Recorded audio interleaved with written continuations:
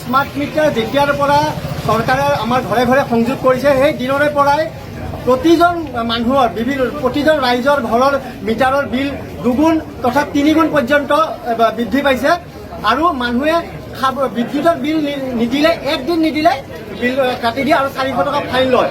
আমি আপোনালোকৰ জৰিয়তে অসম চৰকাৰৰ শক্তি বিভাগক বা শক্তি মন্ত্ৰীক জনাব বিচাৰিছোঁ যে এই স্মাৰ্ট মিটাৰত নিশ্চয় কিবা বিসংগতি আছে, নহ'লে একেখিনি সামগ্ৰীয়ে আৰু যোৱা বছৰ যি ব্যৱহাৰ কৰিছিলোঁ আগৰ মিটাৰ থাকোঁতে সেইখিনি সামগ্ৰীয়ে আমি এতিয়াও ব্যৱহাৰ কৰি আছোঁ। কিন্তু যোৱা বছৰ যদি আমাৰ 1000 টকা বিল আহিছিল, এইবাৰ 4000 টকা বিল আহিছে। ইয়াৰ কাৰণতে হ'ল আমি ভাবিবলৈ বাধ্য হৈছোঁ যে স্মাৰ্ট মিটাৰটোত এটা ডাঙৰ বিসংগতি বিৰাজ কৰিছে আৰু এই বিসংগতিখিনি দূৰ কৰক, অন্যথা ৰাইজ কিন্তু ৰাইজৰ প্ৰতিবাদৰ সন্মুখীন হ'ব লাগিব চৰকাৰ তথা শক্তি বিভাগ। আৰু চাওক, মিটাৰ স্মাৰ্ট কৰিছে কিন্তু যিটো লাইনৰ তাৰ সেইটো স্মাৰ্ট কৰা নাই। আকাশত অকণমান কলা হ'বই নপৰে, কাৰেণ্ট যায়গৈ। দিনটোত 10-12লৈকে কাৰেণ্ট যায়, আধা ঘণ্টা 1 ঘণ্টা 2 ঘণ্টা কেতিয়াবাতো দিনটোৱে কাৰেণ্ট নাথাকে। সেয়েহে আমাৰ পৰা 4 গুণ পৰ্যন্ত বিলো লৈ আছে আৰু আমাক কাৰেণ্টটো যিটো সুবিধা কৰি দিব লাগিছিল দিয়া নাই। সেয়েহে আজি আমি ডিমৰীয়াবাসী ৰাইজৰ হৈ সোণাপুৰ বিদ্যুৎ উপমণ্ডলত আহি উপস্থিত হৈছোঁ।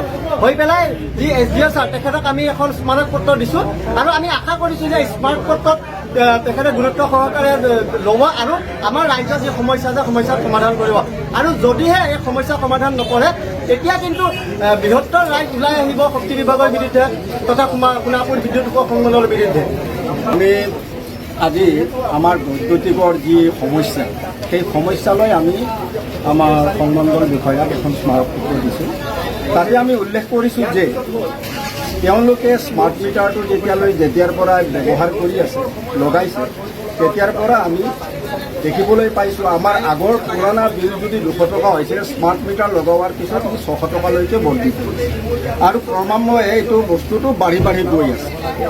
এতিয়া স্মাৰ্ট মিটাৰটো চৰকাৰে লগাইছে ৰাইজৰ ভালৰ কাৰণে।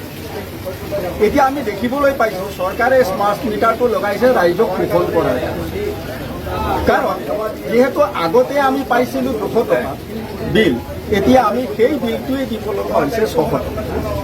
ইয়াৰ পিছত লোড শ্বেডিং এইখিনিতো আৰু কৈ শেষ কৰিব নোৱাৰি। সেই লোড শ্বেডিঙৰ সময় যিখিনি সেইখিনিৰো চাৰ্জ আৰু ধৰি আছোঁ, কিন্তু আমি তেওঁলোকৰ পৰা চাৰ্জ দিছোঁ। ইয়াৰ পিছত আহি তেওঁলোকে এটা সহজ পন্থা লৈছে কি কোনোবাই অলপ সময়ৰ কাৰণে ধৰক 1 মাহ অলপ দিলে হৈ গ'ল, বিল দিব পৰা নাই দুখীয়া মানুহ, ফটককৈ লাইনটো কাটি দি 400 টকা চাৰ্জ লগাই দিয়ে।